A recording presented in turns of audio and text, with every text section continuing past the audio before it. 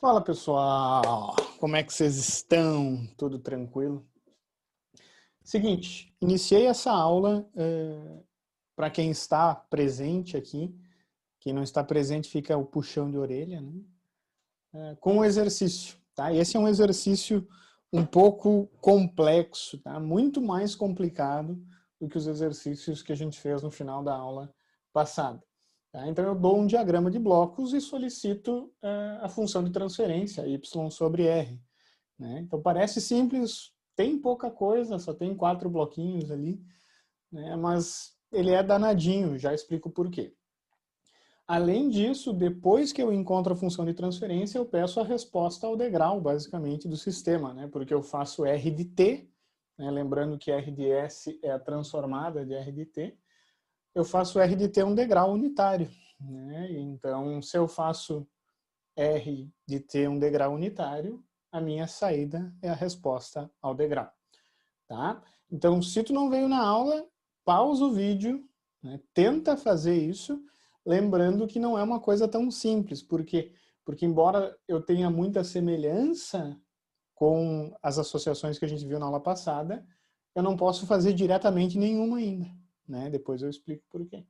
Então tem duas alternativas. A primeira é como eu vou fazer, é manipular esse diagrama de blocos, ou seja, modificar ele, né, topologicamente, digamos assim, mantendo as relações matemáticas inalteradas, para fazer aparecer alguma associação.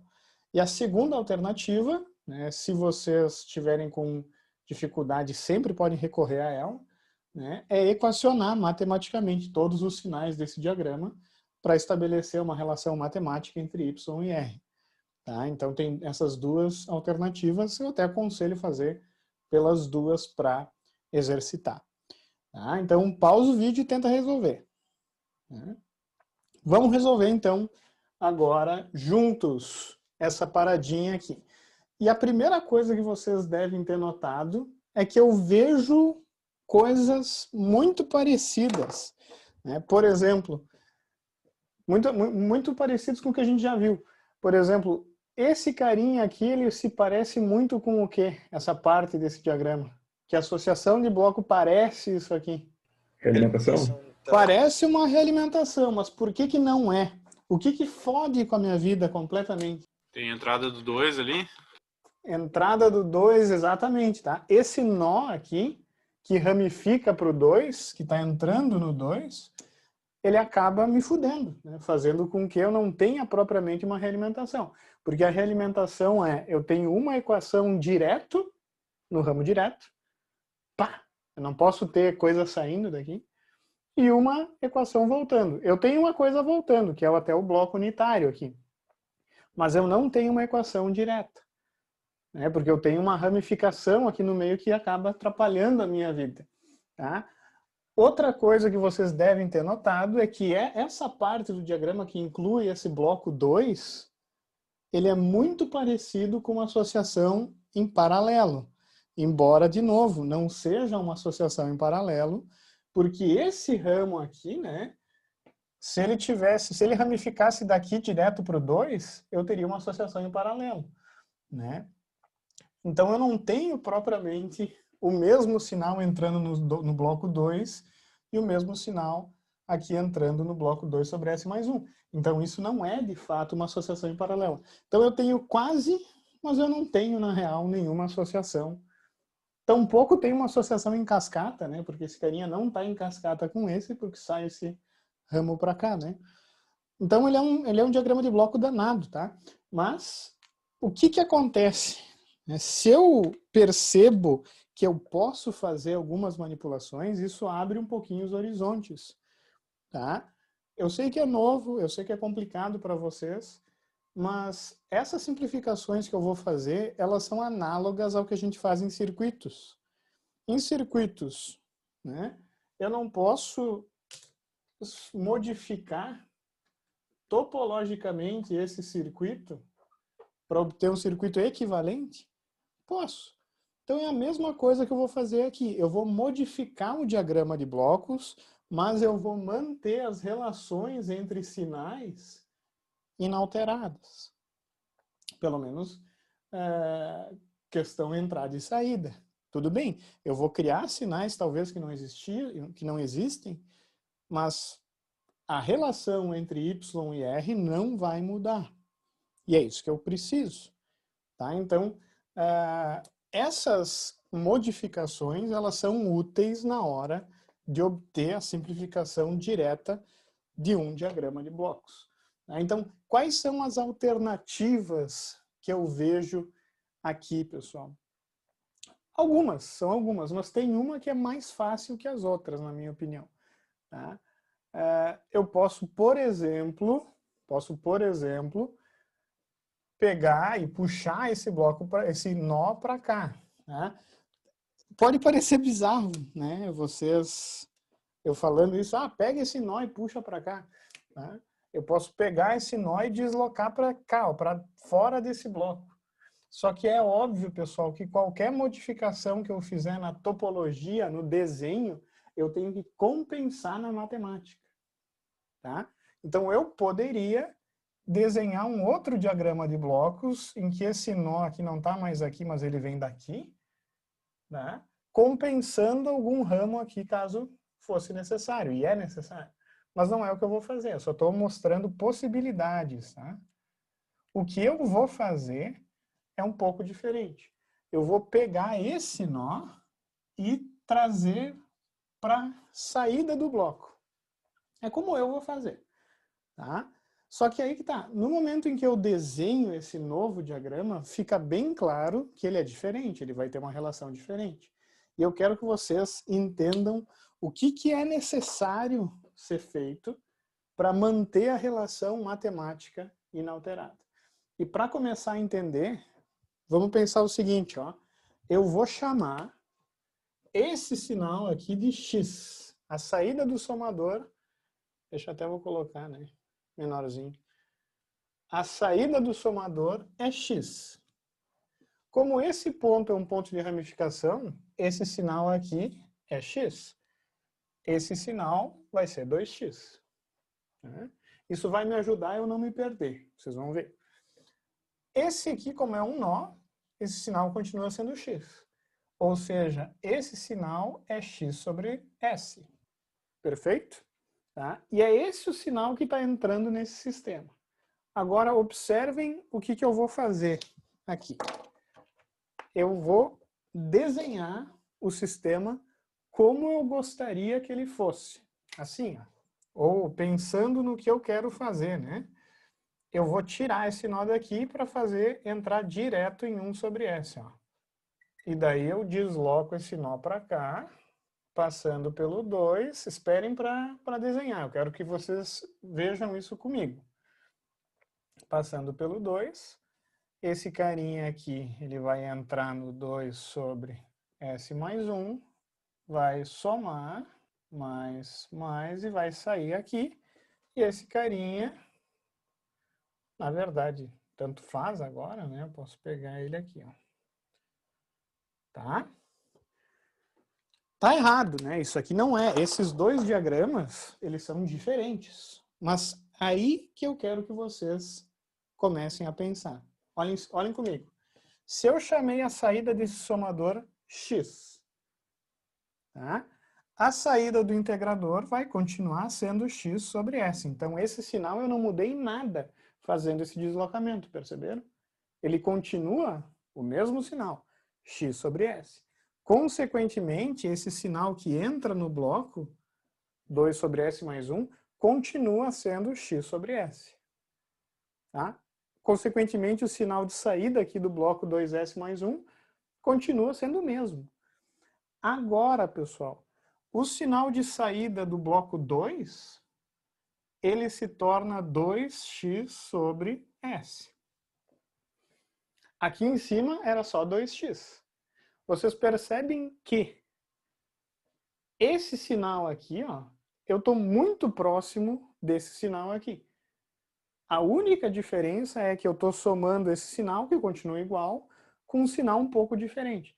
O que eu tenho que fazer nesse ramo aqui em cima, para que esse sinal de saída não seja 2x sobre s, e sim 2x? O que eu tenho que fazer?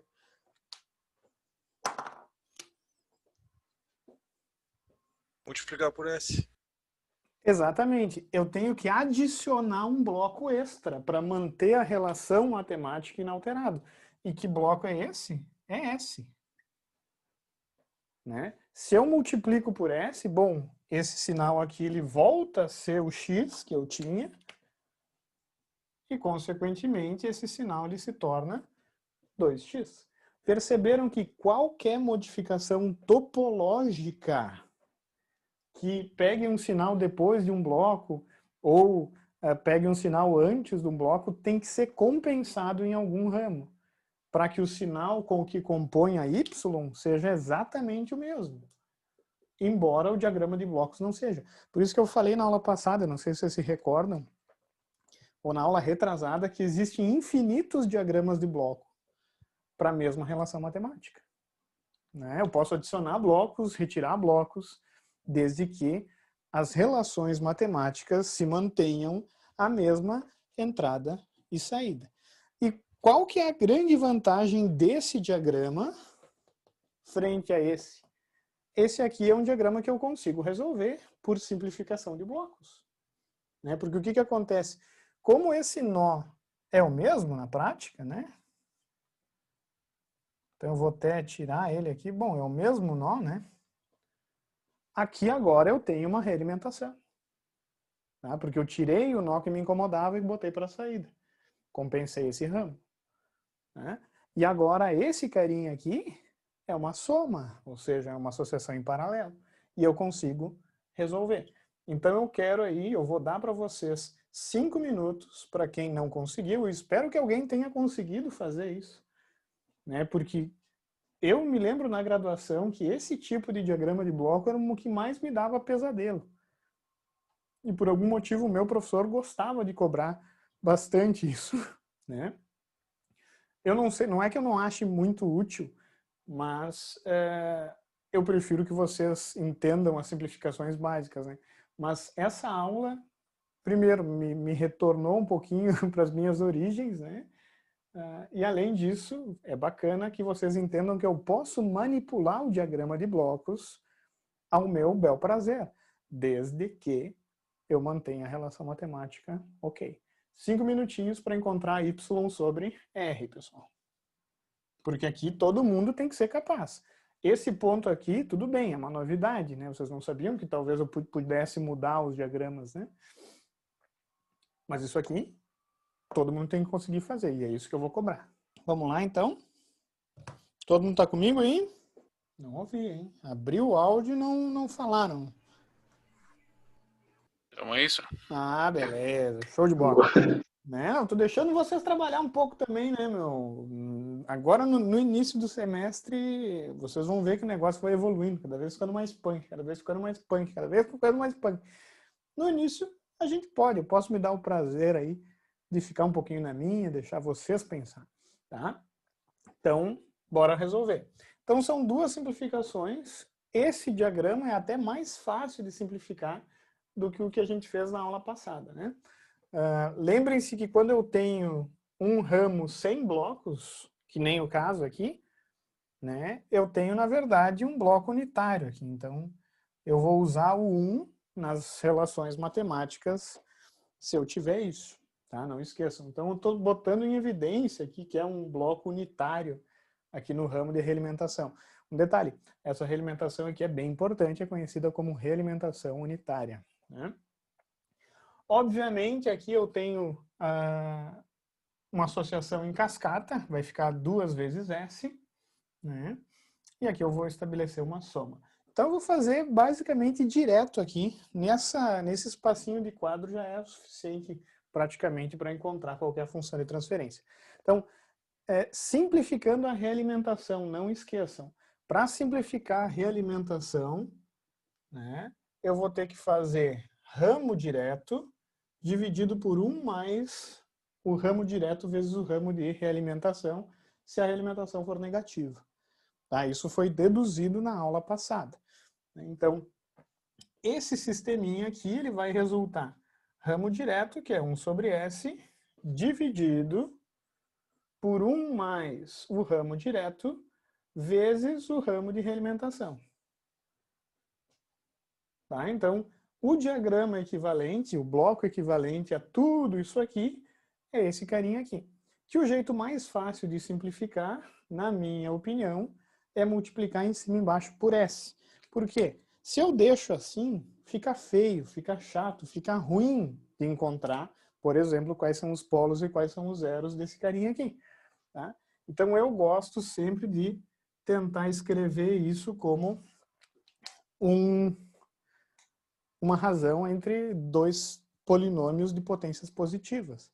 Então eu vou deixar isso um pouquinho mais bonito, multiplicando em cima e embaixo por S, tá? Que é basicamente multiplicar por 1, mas daí eu simplifico, fica mais bonito. Em cima vai ficar 1. E embaixo, lembra que vocês vão ter que fazer a distributiva, vai ficar S mais 1. Tá? Então multiplica S aqui, quando eu multiplicar aqui vai cortar, vai ficar só 1. Tá? Então a função de transferência equivalente dessa parte do diagrama é 1 sobre S mais 1. Eu vou simplificar agora essa segunda parte. Né? Essa segunda parte aqui. Ó. Tá? Porque eu sei que eles estão em cascata, né? Então dividir aí para ficar mais fácil. Então o que vai acontecer? Aqui no ramo de cima eu tenho 2S. Aqui no ramo de baixo eu vou ter 2 sobre S mais 1. A gente viu que quando eu tenho blocos em paralelo, eu simplesmente somo as funções de transferência. Então a simplificação desse carinha vai ser 2S mais 2 sobre S mais 1. Que, simplificando, eu vou botar, né, eu fazer o mínimo múltiplo, que na verdade é só S mais 1. Aqui em cima vai ficar 2S que multiplica S mais 1 mais 2. Tá? Quer ir além? Pode ir além. Dá para colocar aqui 2S ao quadrado mais 2S mais 2 sobre S mais 1. Alguém está com o áudio aberto aí, pessoal? Todo mundo está entendendo, né? Tá tranquilo? Então eu posso até, se eu quiser ir além, isolar o 2. Né? E talvez seja uma boa estratégia. Né? Vai ficar 2 S ao quadrado mais S mais 1 sobre S mais 1. Consequentemente, o nosso diagrama ele se resume, ele vai ficar isso aqui. Ó. Vai ficar 1 sobre S mais 1 em cascata com isso ali. 2S ao quadrado mais S mais 1 sobre S mais 1. E ali, ó, R entra, o Y sai. Consequentemente, pessoal, fica bem claro de estabelecer que a função de transferência vai ser 2S ao quadrado mais S mais 1 dividido por S mais 1 ao quadrado. Tá? Então, espero que vocês tenham conseguido chegar nesse resultado. Tá?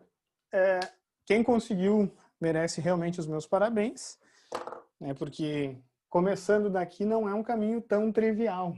Tá? Esse não é um exercício que normalmente eu faço, fiquei com vontade de fazer esse semestre por algum motivo. Tá? Então aproveitei o intervalo e falei assim, vou fazer uma coisa diferente. Tá?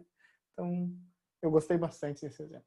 Então tá, continuando o exemplo, agora eu preciso encontrar a resposta ao degrau desse sistema. Tá? Então, na verdade, o que acontece?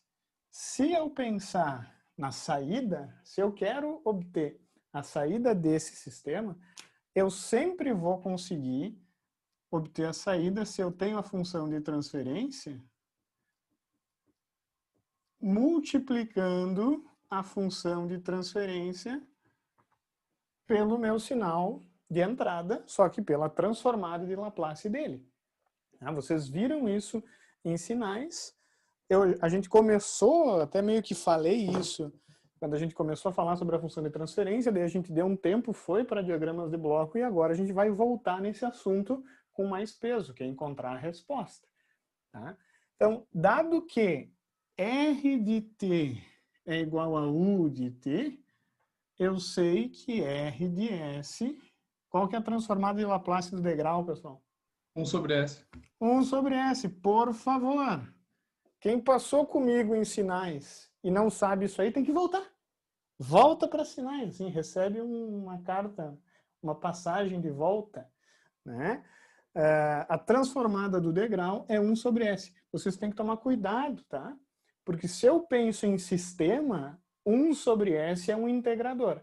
Se eu penso em sinal, 1 sobre S é um degrau unitário, tá? Não esqueçam disso. Substituindo aqui, na verdade aqui, ó, essa é a função de transferência do meu sistema, eu chego bem fácil que a transformada da saída vai ser a função de transferência, vai ser a função de transferência vezes, nesse caso, 1 sobre S, porque a entrada é um degrau. Se a entrada fosse qualquer outro sinal, não ia mudar nada a não ser a transformada da entrada aqui. Essa é a grande sacada da função de transferência, né? Não importa a entrada. Tá? Isso aqui sempre vai, digamos assim, aparecer em Y. Eu sempre gosto de falar que é como se fosse a impressão digital do meu sistema. Todo sinal Y de t vai ter componentes relacionados à função de transferência. Tá bom? Né? Obviamente que vai ter modos, né, componentes também de frequência vindas da entrada, né? Mas o sistema ele acaba modificando a entrada, né?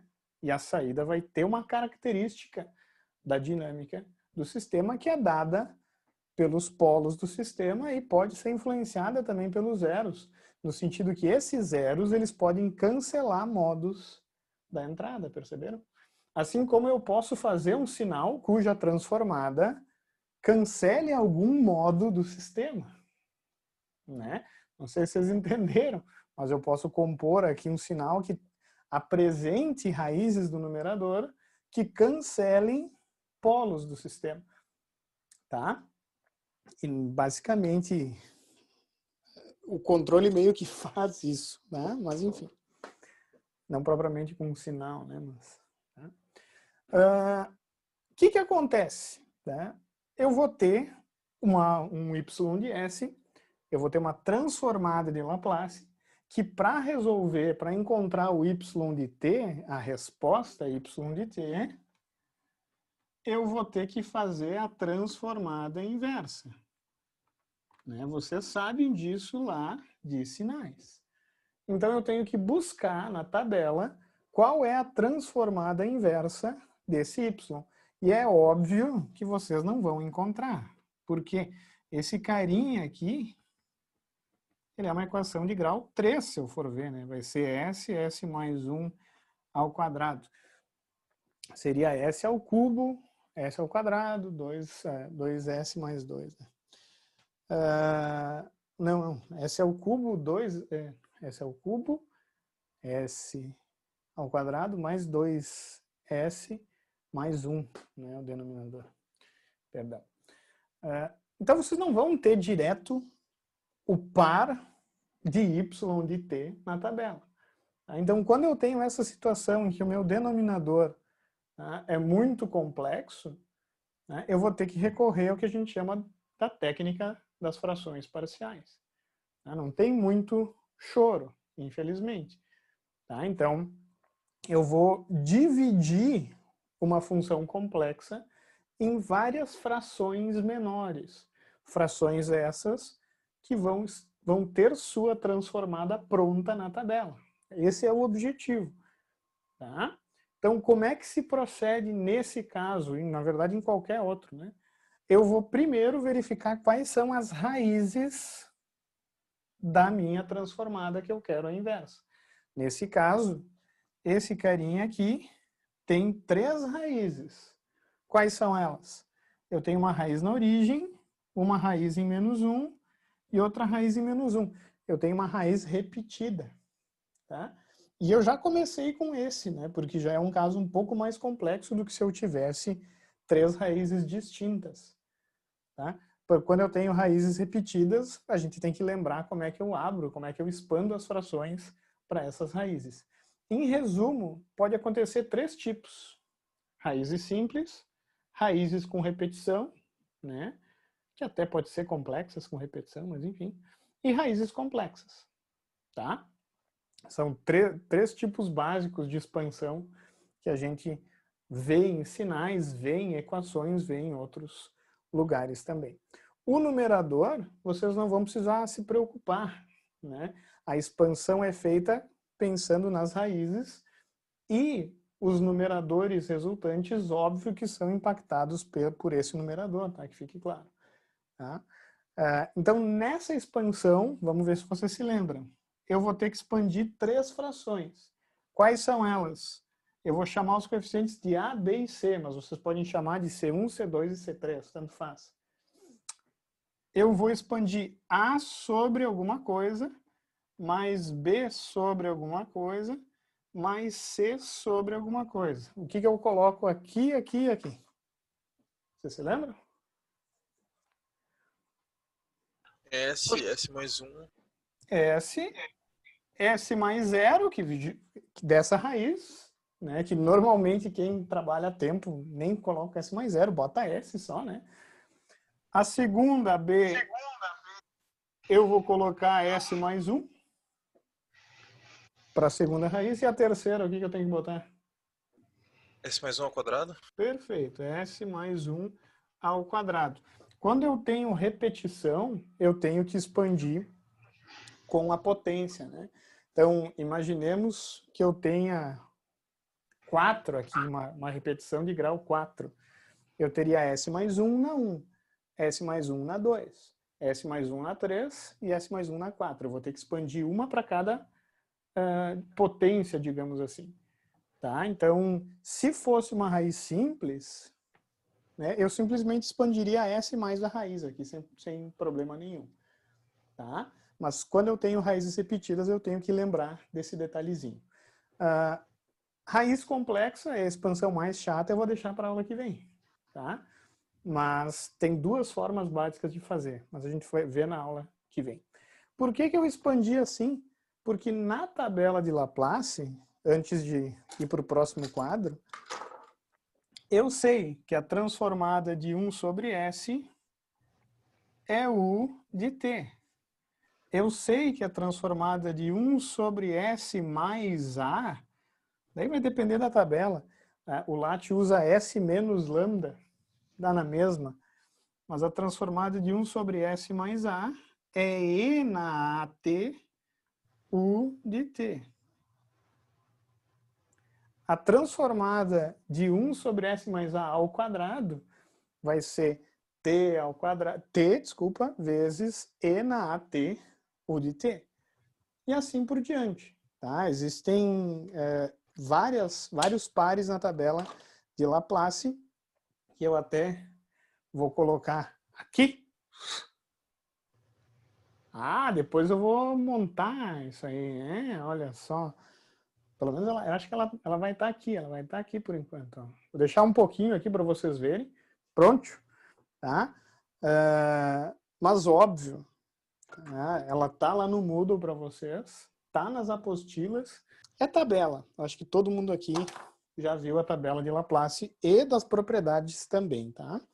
Eu vou registrar o quadro e a gente vai continuar esse desenvolvimento no próximo quadro, tá, pessoal?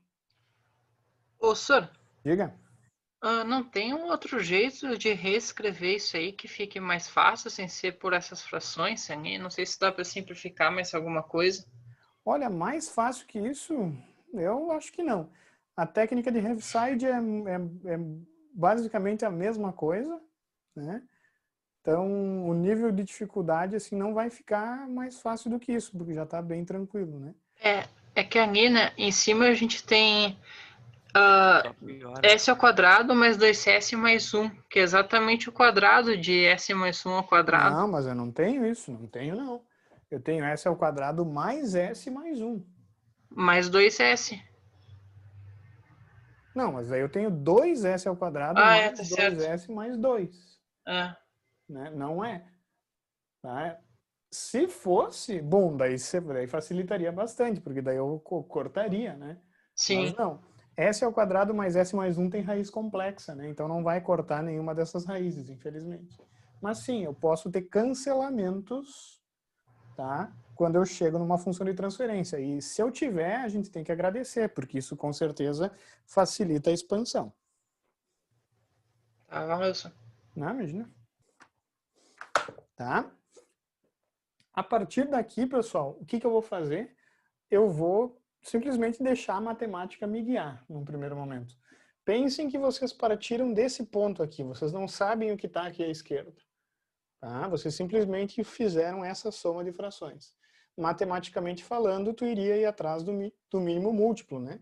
Então tu pode escrever o y como S mais 1 ao quadrado, que é o mínimo múltiplo entre todos esses denominadores. Daí o que tu faz? Pega essa porcaria, divide por esse denominador e multiplica por A. Se eu fizer isso, eu vou ter que A S mais 1 ao quadrado, né? Vai cortar esse S quando eu faço isso dividido por isso. Quando eu faço isso dividido por S mais 1, vai me sobrar S mais 1 S.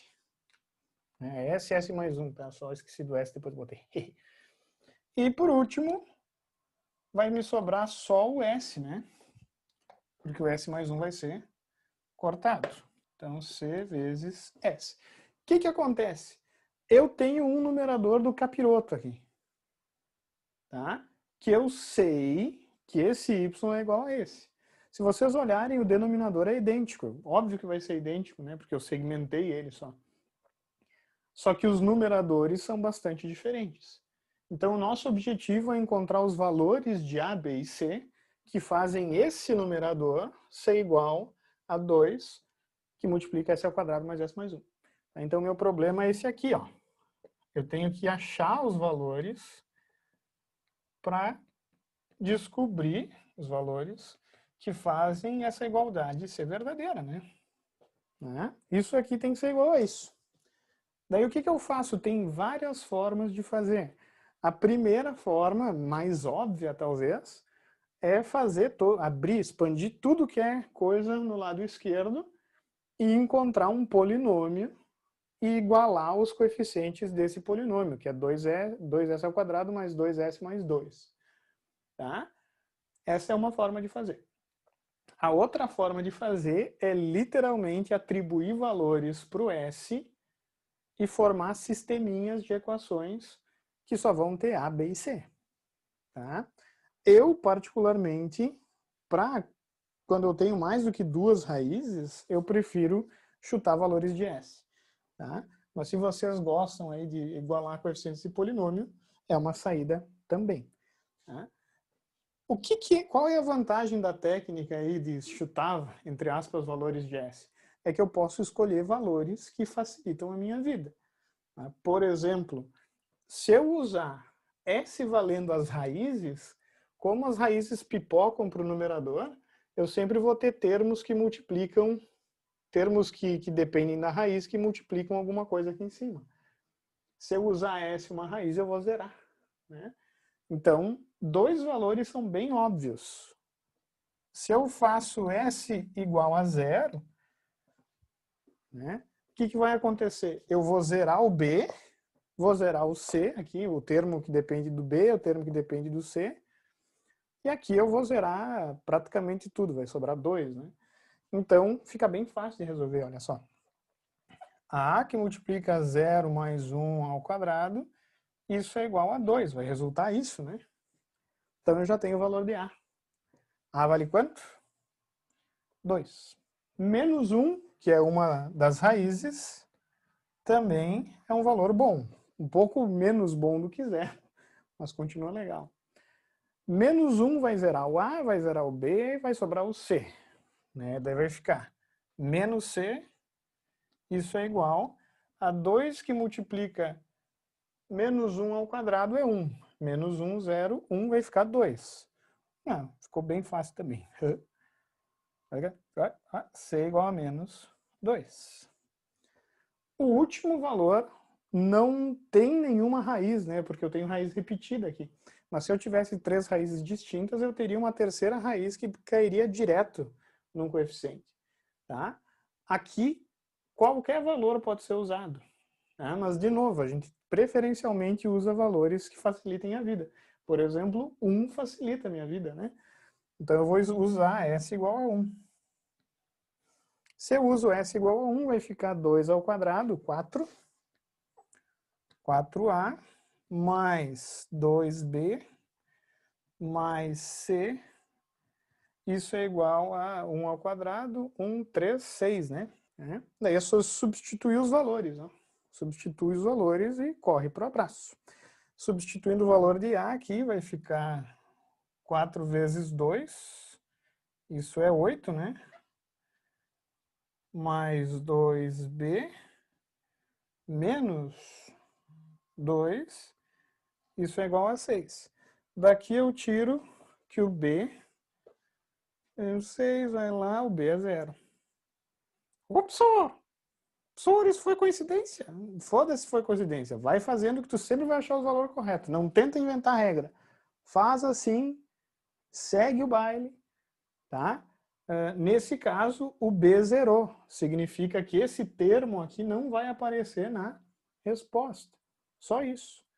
Tá? Mas se eu tivesse um numerador diferente aqui, né, isso já não seria verdade. Tá? Então é tudo questão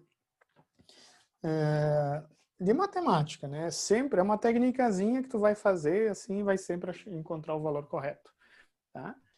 Consequentemente, o meu y, que era uma função bem chata, que eu não conseguia ver quais eram os modos e tal, na real, agora fica bem claro que sinal que é. Eu tenho 2 sobre S menos 2 sobre S mais 1 ao quadrado, porque o B é 0, né? Como exercício, se vocês fizerem, literalmente juntarem isso numa fração de novo, tem que dar exatamente esse numerador.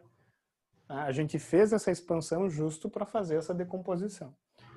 Se eu for ver na tabela de Laplace quais são os pares de cada um desses carinhas, como eu falei, vocês vão encontrar que 1 sobre S é U de T, e esse par aqui ele acontece de forma variada, tá? Mas o termo genérico é K fatorial sobre S menos ou mais A aqui, na K menos 1. Na K mais 1, desculpa. E esse carinha aqui tem como transformada, né, T na K, E na menos AT, U de T. Em algumas tabelas, vocês vão encontrar o par pronto, que é 1 sobre S mais A ao quadrado. Tá? Mas não dá para contar com o ovo no cu da galinha, não dá. Tá? Então é T, E na menos AT, U de T. Percebam que esse caso aqui é o caso genérico. Tá? Se o meu K for 1, eu caio nesse caso aqui, porque fica 1 fatorial sobre S mais A ao quadrado. Então, o meu y de t vai ser igual a 2u de t menos 2t e na menos t. U de t. Tá? Então, essa é a resposta do meu sisteminha. Para quem quiser ficar um pouquinho mais aí, eu vou mostrar uma simulação desse diagrama de blocos no Simulink e também vou mostrar como é que eu encontro a transformada inversa utilizando o Octavia ou o MATLAB, que pode ajudar vocês nessa parte da disciplina. Tá? Então, esperem aí que eu vou compartilhar a minha tela. Tá? Primeira coisa, ó, pessoal, o que eu vou mostrar aqui no Octave, tu tem que carregar um pacote, tá? Que é o pacote simbólico. Então, talvez no Octave vocês tenham que fazer um load package, hein? Não sei como é que é o comando, não me lembro. Tá? Alguém aí trabalha com Octave? Eu só usei o semestre passado contigo. Não, mas daí tem que carregar uns pacotes no Octave, tá? Mas não é nada demais. Eu, no MATLAB, pelo menos essa versão de estudante já vem com o pacote de matemática simbólica. Se vocês tiverem um software Jack Sparrow, provavelmente vocês vão ter acesso também à matemática simbólica. E o Octave Online também consegue resolver coisas com matemática simbólica. Então, eu gosto de usar o comando sims para criar uma variável simbólica s. Eu até vou começar do zero aqui. E louco, agora foi. Tá? Então eu vou criar sims s, que é a minha variável simbólica s. Daí tu pode criar o sinal y. Ó. Y vai ser igual a 2 vezes s ao quadrado mais s mais 1, dividido por s vezes s mais 1 ao quadrado. Tá? Então tá aí o meu sinal y de s. Tá? Se tu quer ver um pouquinho melhor, o comando pretty ajuda. Ó. Então eu tenho 2s ao quadrado mais 2s mais 2 dividido por s mais 1 ao quadrado. Tá? Para encontrar a transformada inversa, eu vou usar a função i Laplace. Pode ver que eu estou usando o y minúsculo, mas é qualquer variável aí, tá? Vocês podem nomear do jeito que vocês quiserem. Então eu vou usar i Laplace, ó, que é a inversa de Laplace. E daí eu vou usar o y dividido por s. Ah, não precisa o y dividido por s, né? É o y direto, perdão. Tá? Se eu tivesse a função de transferência, daí eu só faria a função dividido por s para ter a resposta ao degrau, né? E tá aí. Ele vai me dar a resposta, que é 2 menos 2t e na menos t. Perceba que ele não coloca o degrau u de t, né? Mas enfim. Se tu quer saber o gráfico, né, um jeito rápido e fácil de graficar isso é EasyPlot, que é o EasyPlot. Tá? E daí eu vou plotar o y e eu posso estabelecer o tempo. Por exemplo, eu vou plotar de 0 até 10, que seja. Tá? E daí vai aparecer o gráfico da função, olha só. Tá? Então isso é interessante para verificar a resposta de sistemas, principalmente nessa parte que eu solicito para vocês encontrar a resposta de fato. Tá? Eu vou mostrar aqui, ó, a simulação do meu sisteminha utilizando o Simulink. E daí sim, eu não sei se o Simulink tem no Octave, mas eu só trouxe essa simulação para mostrar que de fato essa simplificação de blocos está correta. Né? Porque, peraí que eu acho que alguém escreveu uma mensagem. Isso, é package load. Muito obrigado, Alexandre. No Octave tem que dar um load no pacote, né, no package. Tá? Muito obrigado. Então, eu fiz esse diagrama mais para mostrar para vocês que a simplificação está correta. Tá? Porque no Octave, até onde eu sei, eu não sei se o Octave tem o Simulink. Tá? Mas existem outros softwares que também montam, que também trabalham com diagramas de blocos. Tá? Vocês percebam que é exatamente o mesmo diagrama de blocos original. Né? Então, se eu der um run aqui, a única diferença é que eu estou aplicando o degrau em 1 segundo, ao invés de aplicar em 0. Tá? Daí, se eu olhar a resposta dele, eu vou ver que é a mesma resposta. Né? Eu estou simulando até 6 segundos, vou simular até 10 aqui. Tá? Então, vocês percebam que a resposta do sistema é a mesma. Né? Então, o sistema... Aqui tem que tomar cuidado, né? Porque ele também não mostrou desde o zero. Né? Mas se eu der um zoom out, vai ficar igual. Né? Mesma coisa se eu der um zoom aqui. Desde que mudou aqui, eu ainda não captei a ler. E daí eu faço aqui, ó. 1.2, 1.2. Então pode ver que é o mesmo sinal, né? Então a simplificação daquele bloco, de fato, é aquela função de transferência que a gente encontrou, tá? Diga. Por que está deslocado o 1 ali?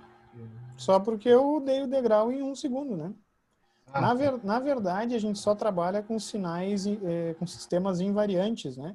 Então, não importa o momento que eu aplicar esse degrau. Se eu aplicar, por exemplo, o degrau em 5 segundos, a resposta vai ser idêntica, né? Só que acontecendo lá em 5. Ó. É até interessante isso, né? Porque deu uma deixa para dizer e deixar bem claro que os sistemas que a gente trabalha aqui são só sistemas invariantes no tempo, né? Por isso do LTI, que é Linear Time Invariant, né? Então, se eu tenho a resposta ao degrau aplicado em 0, eu tenho a resposta virtualmente para um degrau aplicado em qualquer instante de tempo, se o sistema é invariante no tempo. Isso é uma obrigatoriedade. E outra, né? Só se o sistema for invariante no tempo, a gente vai ter uma função de transferência da forma que a gente conhece, né? Também tem essa. Então, só uma lembrança de sinais, né? Beleza, então, pessoal? Tá tudo dominado? Eu vou deixar um tema de casa para vocês. Vou deixar assim para finalizar em grande estilo, para vocês recordarem frações parciais com raízes complexas, ok? Vai ser um pouco mais fácil, não vai ser um diagrama de bloco, de fato, mas se eu tenho essa função de transferência aqui, ó, 1 sobre s ao quadrado mais 2s mais 5. 5? 5? Pode ser. Vai servir também para vocês diferenciarem o meu S do meu 5. Né? Eu tenho que deixar o meu S mais style, talvez, para diferenciar, mas aí vocês vão achar que é um G. Sei lá. Tá? Começando com um exemplo fácil com raízes complexas. Tá? Eu quero que vocês encontrem a resposta desse sistema para a entrada x de t degrau. E para quem quiser realmente, né, ter um pouquinho mais de trabalho, para a entrada x2 de t, que vai ser um cosseno, só um minuto, pessoal, só um minuto, cosseno de 10t. Tá? O de t aqui, né? O que acontece? Essa expansão aqui vai ter 3 raízes. Vocês vão ter que expandir uma raiz real e uma raiz complexa, né? Um par complexo. Essa expansão vai ter 4 raízes, sendo que 2 pares complexos. Então dá bastante trabalho a expansão aqui desse x2. Tem um trabalho braçal bastante legal, que com o MATLAB vocês podem inclusive saber a resposta, né? Dada, vocês só precisam saber as transformadas, até por isso que eu coloquei esse carinha aqui para exercitar bastante a transformada, né? Mas tendo as transformadas, vocês sempre podem recorrer aí ao software agora para conferir os resultados, tá? Então é uma ferramenta muito útil para conferência, embora vocês devem ser capazes de resolver na mão, porque quando vier o trabalho 1, eu solicito o desenvolvimento das frações parciais. Então não adianta só chegar na função e colocar a resposta. Eu quero que vocês desenvolvam as frações. Tem que saber, e é um exercício mental. Para a mente é bom, sabe? Né? Fazer isso aí. Né? A gente é engenheiro, a gente tem que desenvolver um pouco. Tá bom? Aquele abraço, pessoal. Fiquem bem aí, bons estudos. A gente se vê daqui a pouquinho, na próxima aula. Falou! Boa noite, professor. Valeu, abração. Boa noite, professor. Até a próxima. Boa Boa noite. noite.